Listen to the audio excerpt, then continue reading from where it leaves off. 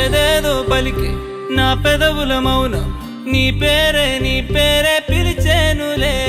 నీ పిచ్చితోనే అల్లాడే ప్రాణం నిన్నేలే